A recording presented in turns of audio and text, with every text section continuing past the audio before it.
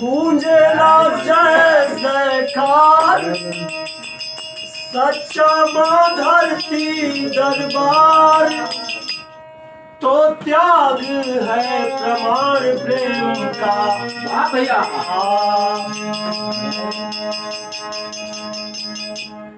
मामूल शक्ति मायादि शक्ति अम्बा जगदम्बिका अंबिका त्वमेव माता ब्रह्माणी वैष्णवी रुद्राणी इंद्राणी ईश्वरी महेश्वरी त्वमेव माता अनादि शक्ति भक्ति मातेशी मातेश्वरी माँ त्वमेव माता अनाम देवाय काम सेवा सिखाती दिखाती सक्षम हो त्वमेव माता।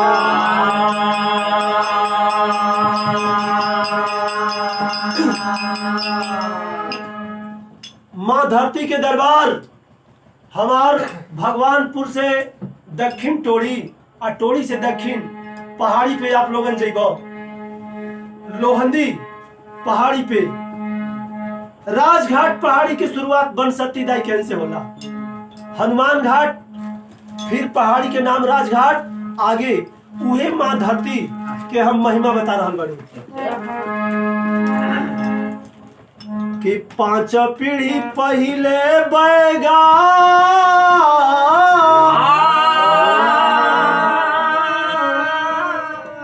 गौरी चेरो रहल हो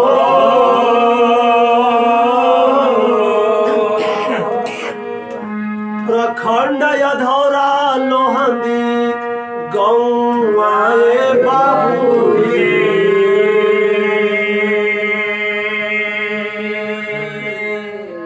पत्नी लीलावती चांदनी वाह भाई मोदी लईकी लईका हो धरती माई के पूजा ला पौआए बाबूजी हेमंत ऋतु सर्दी जाड़ा गैया भूलैली हो सोनकंठा से माई चलली गंगा स्नान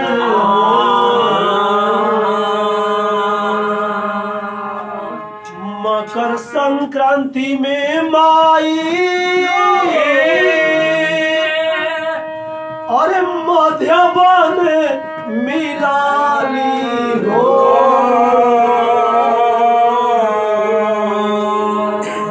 एगो बाछी बैगा दीहन हर साल दान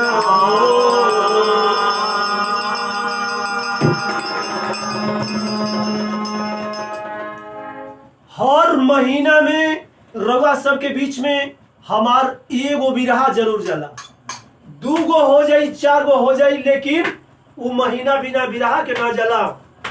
अनाम देवा पांडे चैनल से आप सब लोगों से गुजारिश बा कहना बा आप ही लोगों के कृपा रहल हार्दिक तमन्ना रहल कि हमन का होली बहुत जोरदार आप लोग पसंद करी। ई माँ धरती के बिरहा जा रहल बा जहां तक बहुत पूरा विश्वास बा।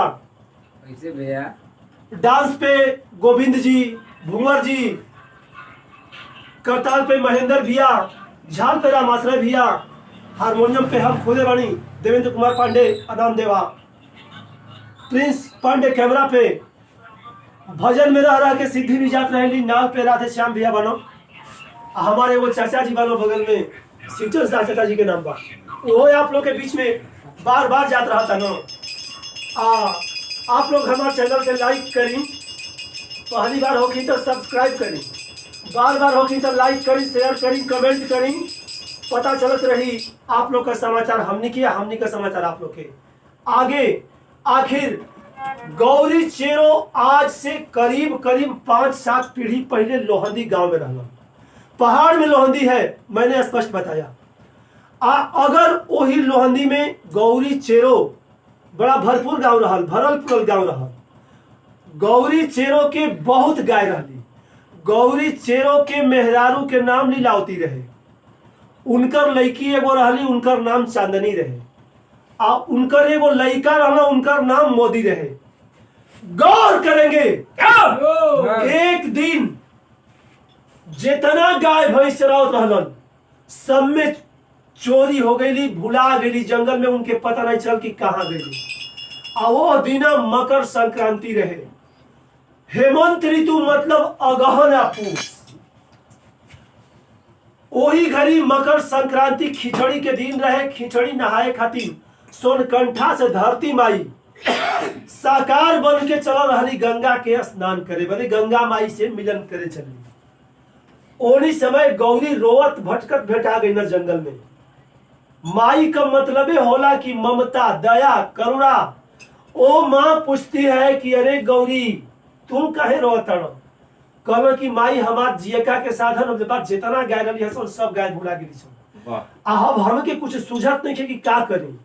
आ कहली कि अगर तोर गाय मिल जाई तो बतौल कि माता आप के हैं का हैं हमसे बता दे। आ जवन कहब हुए हुई तो कहली कि हम है धरती माई, हमके पूजे करबे ना, पूजबे ना? तो कहला कि हाँ हाँ एकदम पूजा। तो सोच ली एगो बाछी हर साल हमके दान करे के बा, बलिदान करे के बा। कहलन कि हम आई हर साल बलिदान हुई एगो बाछी। आई है मनौती कई के। आ तब तक उनकर सब में गाय आ जितना मवेशी रहलन सब मिल गई। आ जब सब मिल गईलन वही घड़ी से गौरी चेरो हर साल उनकी एगो बाछी के पूजा देवे शुरू करने वाले। धीरे धीरे समय बीतता है, गुजरता है। एक दिन बाबू गौरी चेरो एक साल पूजा नहीं दिया। माई उनके स्वप्न में याद दिलौली कि कहो गौरी औरी क्या करब? गौरी कहलन कि माई सुबह में जगना तो कहना कोनो बात नहीं, सपने ना हो, सपना कोनो सांच होला। दूसरा साल आई माई कहली कहो गौरी। गौरी कहला कि अरे माई जौन भइल तौन भइल, जनते वालू माया मोह में चले दा। माई कहली कि ठीक बा माया मोह दिखा दे। आखिर देखें बाबू हुआ क्या। एक लाइन तरज बा। ई ब्लॉकवा में गोविंद जी बड़ा तेज एक दिन रोजगार मेला लगा रहे। और रोजगार मेला में प्रिंस पांडे भी फार्म भरलो। प्रिंस 5 गो खबर आई पटना से नौकरी खातिर, नौकरी करना है कि ना, कहला कि नहीं करबे करब, हम गोविंद जी डांस कर। आखिर देखें तब वही मेला में रोजगार के मेला लगा, रोजगार मेला। और वही में सब गइल बा। एगो रोजगार खातिर एगो दोस्त बेचैन बा। एगो दोस्तवा कहीं दूसरे जगह बना होता, कहता कि बोलना क्या बात बा? ये कहता कि अरे हम रोजगार मेला में आइल हई, रोजगार मेला में आइल हई। का कहले बा? 17 मार्च के वो मेला लगा रहे कि मेला में मिलेला रोजगार हो, मेला में मिलेला रोजगार हो, यार फार्म भरा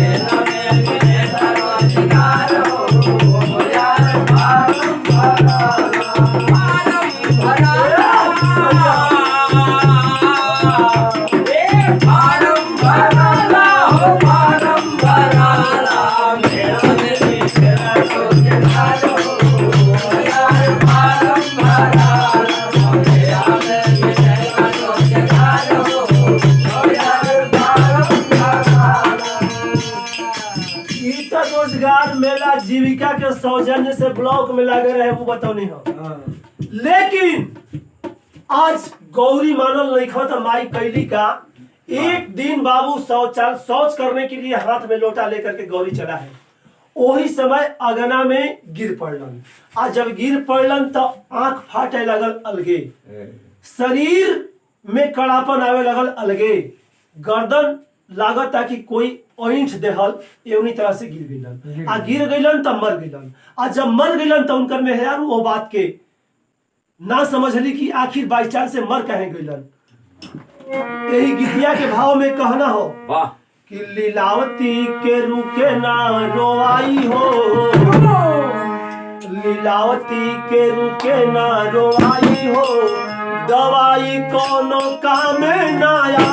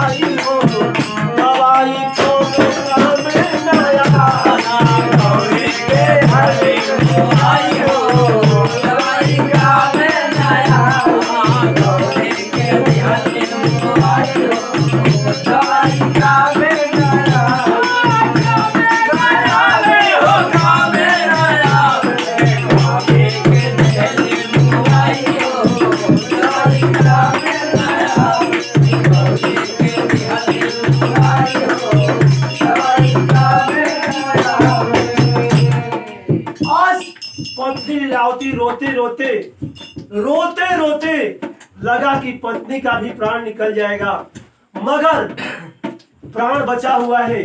सोच रही है कि आखिर का बात भई। पढ़ल लिखल रहना चाहे ना रहना, हाठा कठा रहलन, हमन के जियावत खियावत रहलन, एगो माई के पूजा किलन। ई माई का होली, माई का मतलब ही ना होला, लेकिन माई कहे करी भइल का। तब तक एगो और घटना घटल। अंत्येष्टि क्रिया गौरी के बीतल बा। आ जब गौरी की अंत्येष्टि क्रिया बीतल तो वहीं लीलावती जा करके चुआ में जहां पानी के प्रमाण बा कि पानी कबो खत्म ना होला, वही धरती माई तर चुआ में वो जा करके बगल में अपन बर्तन मांजत रहली। आ 3 दिन भई रहल। ओही घड़ी एगो और घटना घटल कि अंत्येष्टि क्रिया के अब 3 दिन बियारे हो।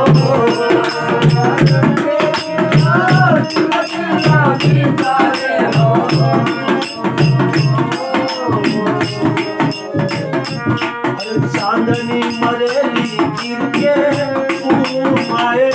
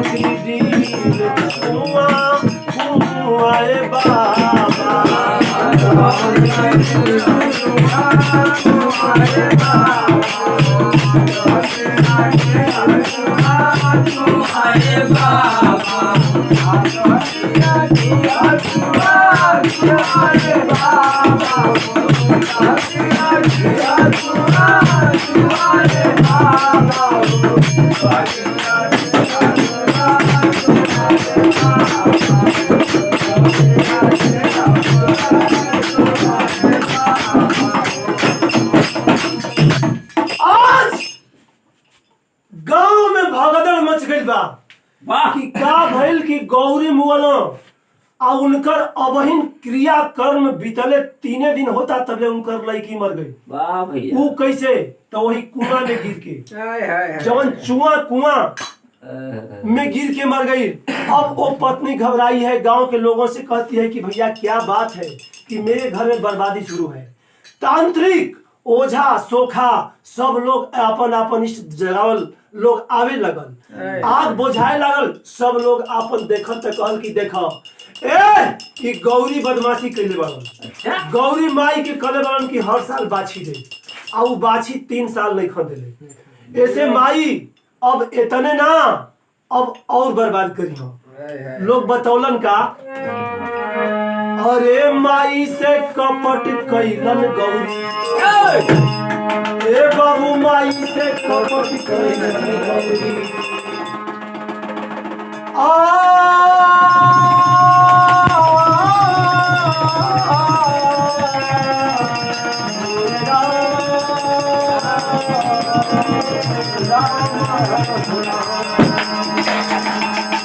अरे माई से कपट कैलन गौरी, ए तने ना विनाश होई अब दौरी।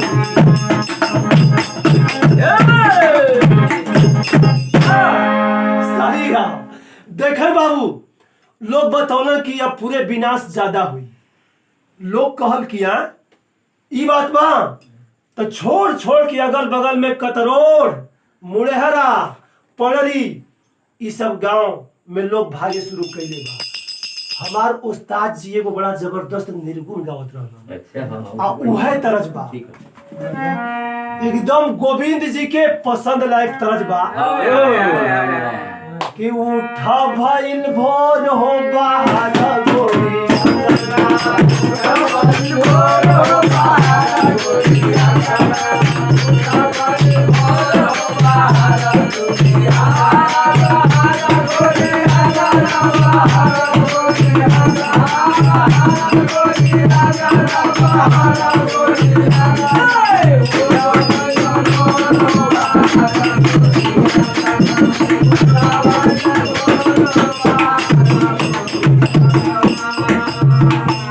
एकरा में सवाल जवाब भी उस्ताद जी हमार गावत रहलन, लेकिन देखी जवाब हम दे देता सबद के जनवा के बढ़नी, सबद के बनना,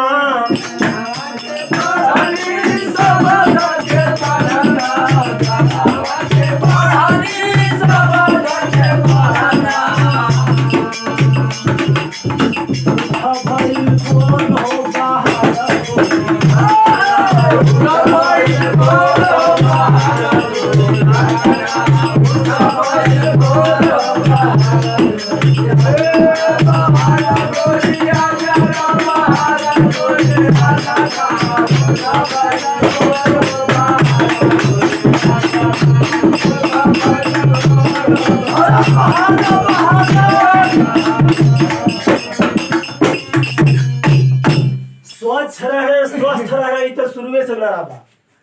आखिर देखें बाबू, जब लोग भागे लगल गांव छोड़ छोड़ के, तो माई का एगो बात रहा। माई कहली कि देखा हो कुल भाग जीवा संकारे, अरे हमरो कोनो सेवा करी। पड़री में एक जनी भागल, हम उनके एगो स्वप्न देखौली। का कहली कि जरावा धूप दीप भाई माई,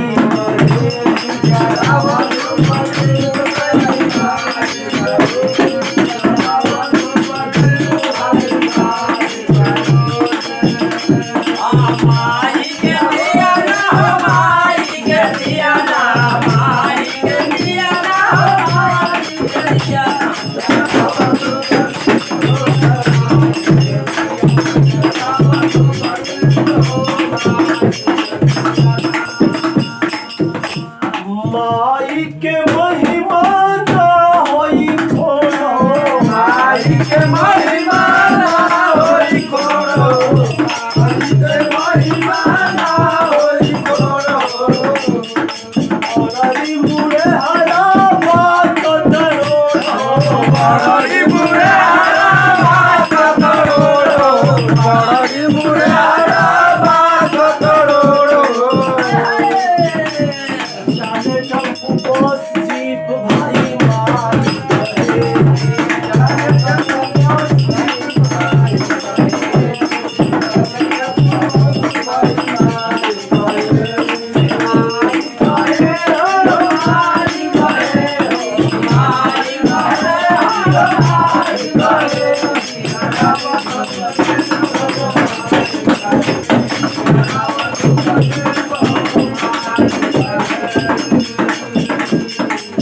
पड़री में सेवक के लौकल सपना, पड़री में सेवक लौकल सपना, पड़री में सेवक लौकल सपना। माई से बढ़ के ना केहू अपना, माई से बढ़ के ना केहू अपना, माई से बढ़ के ना केहू अपना। सब भाई होले मोतलीफ भाई माई कहे,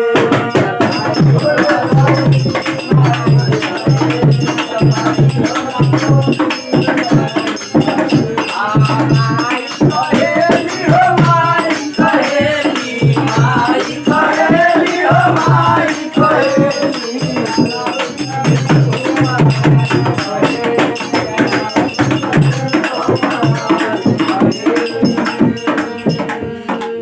ए बाबू जब वो लोहंडी डीह बन गई तब पड़री में माता सपना देखौली, उहे आके धीरे धीरे एगो भक्त पूजा शुरू किया है। अब पूजा शुरू कैलन तो धीरे धीरे अब बात 2001 के हम बताओ तनी कि पठानकोट में आर्मी पुलिस रहलन सन 2001, पाल परमालपुर किशोर कैलन अपन माई से। परमालपुर के किशोर पाल पठानकोट में आर्मी का पुलिस रहलन, और पगला गइलन, पागल हो गइलन। उनके देखावत देखावत लोग परेशान हो गए। अंत में लोग जाके धरती माई के दरबार में किशोर पाल से लोग कहल कि हाथ जोड़ के कहो कि हम ठीक हो जाए तो माई नहीं भूलेंगे। किशोर पाल जा करके माँ के दरबार में कि माँ मैं नहीं भूलूंगा, प्रमाण बा। किशोर पाल ठीक हो गए, डॉक्टरी में ना ठीक भइलन, डॉक्टर के ठीक ना भइलन, धरती माँ के दरबार में ठीक हो गए। और वो किशोर पाल बाबू आज फिर आर्मी में नौकरी कर रहा बाबू।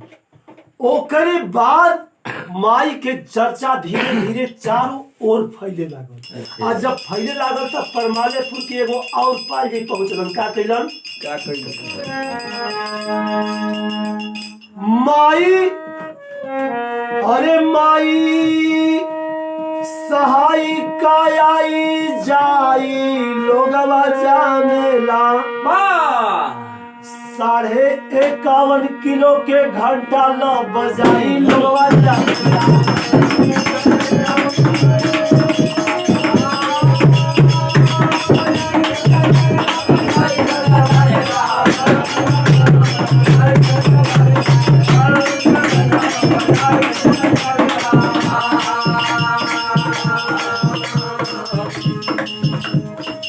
लाल पाल देलन पुली करजा चुकाई, धन धन जनमन जीवन सवारेली माई।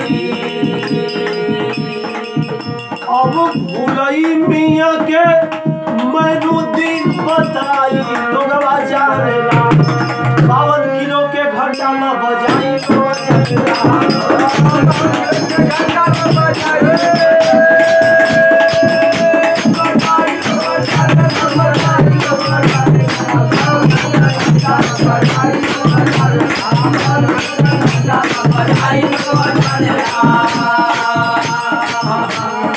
इतने बात मिलल बा लाल पाल फरमालपुर के कर्जा से तो पाई रहलन भोजन करे के परेशानी रहे जाके माई के दरबार में मुड़ी पटकन कहन की हे माई हमरो के सहाय हो जा। सब कर्जा लाल पाल के खत्म हो गई आ कर्जा खत्म हो गई। आज आप लोगन जाके देखब तो 2 तल्ला मकान बा वाह आ बड़ा चमकल समाज में उनका वहीं दुकान गोड़ पे जा गिर जाए। माई के महिमा महान बा।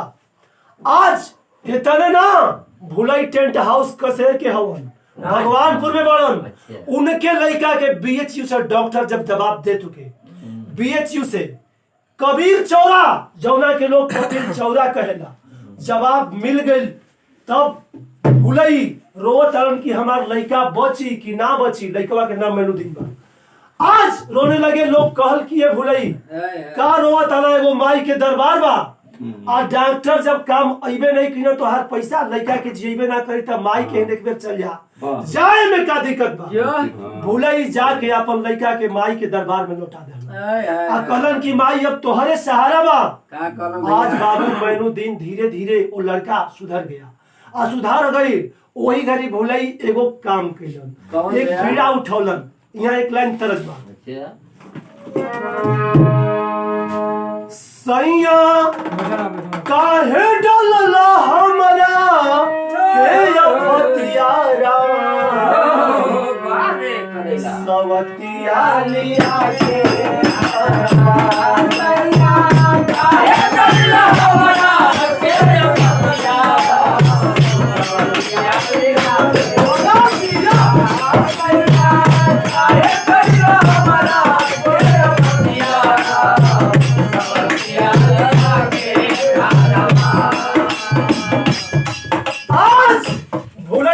चुका कि माँ को चबूतरे पे ही लोग पूजा करते हैं। मैं मंदिर बनवाऊंगा चंदा लेकर बनवाऊंगा दर दर पे ठोकर खाकर बनवाऊंगा लेकिन मंदिर बनवाऊंगा।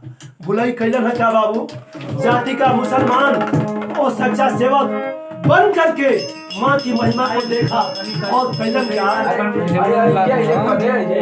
कि भुलई मंदिर के बीड़ा उठा भुलई मंदिर के बीड़ा उठौले काम हो खेला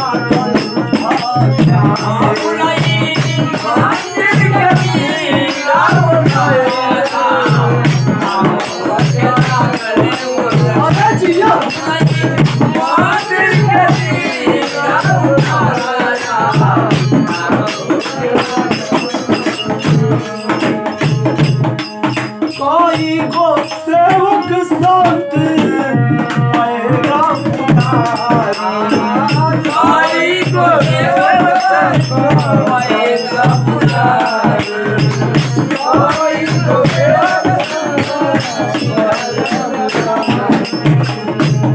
आकर मादर पर जीवन गुजारे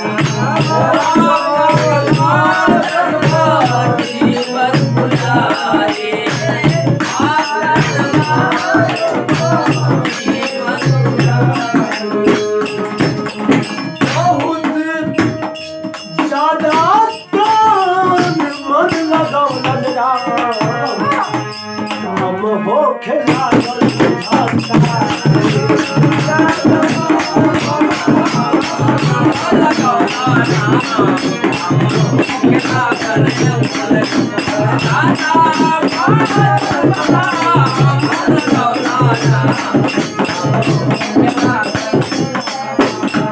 ए बाबू भुलई मंदिर बनवावे के कहलन कि हम बनवाई।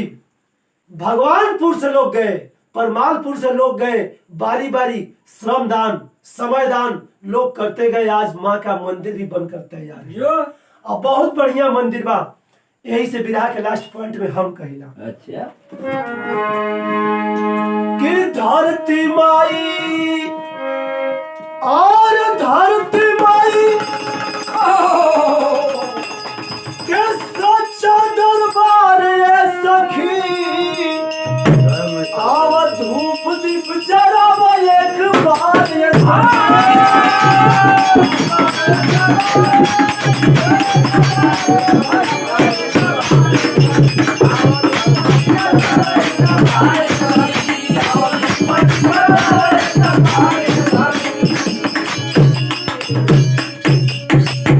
महादेव ईश्वरी छत्रज्ञ गुरु बेचन स्वर्ग सिधारे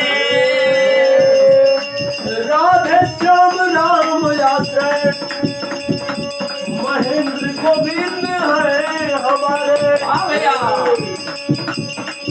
अरे माई से कपट कैलन गौरी